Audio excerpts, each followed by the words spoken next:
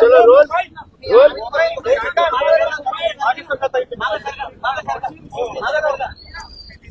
Role करे role काय काय निकाल नोटीस आज जे आहे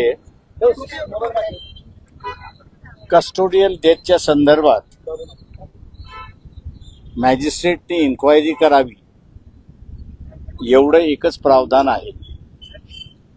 पण मॅजिस्ट्रेटच्या इन्क्वायरी नंतर कोणी निर्णय घ्यायचा, कसा निर्णय घ्यायचा, त्याची पुढची इन्क्वायरी कशी करायची, या अपुरा आहे. आणि म्हणून आम्ही असं कोर्टाला असं म्हटलं की याच्यामध्ये सोमनाथ सूर्यवंशी हे कोर्टाच्या कस्टडीमध्ये असताना त्यांचा मृत्यू झालेला आहे. तेव्हा पुढची कारवाई जोपर्यंत असेंब्ली करत नाही किंवा पार्लमेंट करत नाही तोपर्यंत कोर्टाने नियमावली तयार करून त्याची पुढची कारवाई कशी झाली पाहिजे याची गाईडलाईन्स ले डाऊन करावं. त्या संदर्भात असं कोर्टाने मान्य केलं आणि 29ला हिअरिंगला ठेवलेलं आहे. शासनाला त्यांनी नोटीस काढलेली आहे का तिथे आम्ही असं SITची सुद्धा मागणी करतो की SIT नेमण्यात यावी. पण ही SIT सरकार नेमणार नाही तर कोर्ट नेमेल आणि ती कोर्टाच्या अंडर राहील असं आम्ही प्रेयर त्या ठिकाणी केलेलं आहे.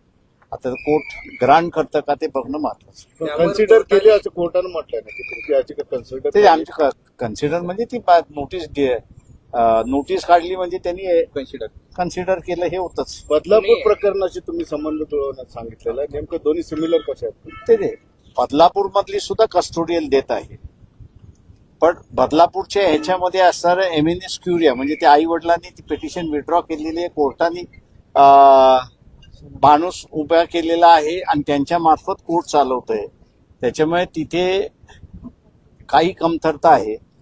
ती कमतरता मला वाटतं या पिटिशन मार्फत आम्ही असणारा दुरुस्त करू एवढं त्याच्यामध्ये आहे. सुपरविजन करावं अशी तुम्ही भूमिका घेतलेली आहे. हो, माझं म्हणणं असं आहे की त्याच्यामध्ये आरोपी जो आहे ते राज्य शासनच आरोपी आहे आणि राज्य शासन आरोपी असल्यामुळे इन्क्वायरी कशी होते याचं त्यांना आम्ही असा नमुना दाखवला आणि त्याच्या आधारे आम्ही असं म्हटलं की गाईडलाईन ज्या येतील त्या गाईडलाईन्समध्ये मॉनिटर हे कोर्टाने केलेलं अधिक चांगलं राहील.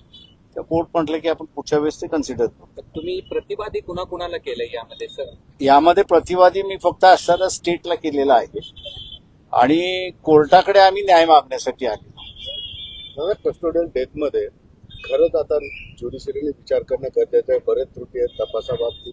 ते 4 वर्षामध्ये महाराष्ट्रामध्ये 876 केसेस झालेले आहेत. पण त्याच्यापैकी कन्व्हिक्शन फारच कमी झालेलं आहे. याचं कारण की पुढे काय करायचं हेच नाहीये. तो कायदा आम्ही सेटल करून घेऊ असं आम्हाला वाटतंय.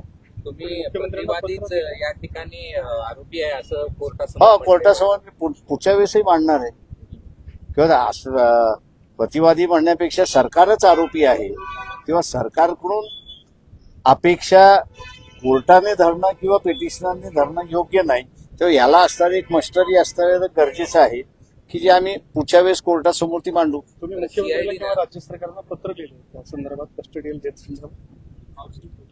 माझी असं देवेंद्र फडणवीस यांची भेट झाली होती या संदर्भातला आणि तेव्हा मी त्यांना म्हणालो होतो की तुम्हाला कायदा जो आहे तो कायदा पूर्ण करावा लागेल आणि तो कायदा जोपर्यंत तुम्ही पूर्ण करत नाही तोपर्यंत या कस्टोडियल डेथची इन्क्वायरी होणार नाही अशी परिस्थिती आहे. तुम्ही एक मुद्दा मांडला त्या ठिकाणी कस्टोडियल डेथचा रिपोर्ट हा चीफ जस्टिसला दिला गेला पाहिजे होता. हो, याचं कारण चीफ सेक्रेटरीला दिला गेला. ही मोठी चूक आहे सरकारची नाही. मला तर मॅजिस्ट्रेटची गाईडलाईन नसल्यामुळे चूक कोणाची हे सांगताच येत नाही.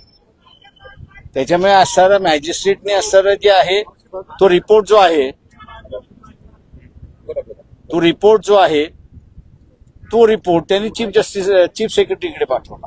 तो चीफ जस्टिस कडे जायला पाहिजे. तो हायकोर्टाच्या चीफ जस्टिसकडे गेला पाहिजे किंवा सुप्रीम कोर्टाच्या चीफ जस्टिसकडे गेला पाहिजे, म्हणजे त्याला डायरेक्शन होती. मग हे डायरेक्शन तुमच्या केसनुसार रेज हे होते. आता आमच्या रेस फायनल होईल. या सगळ्या चला, thank you.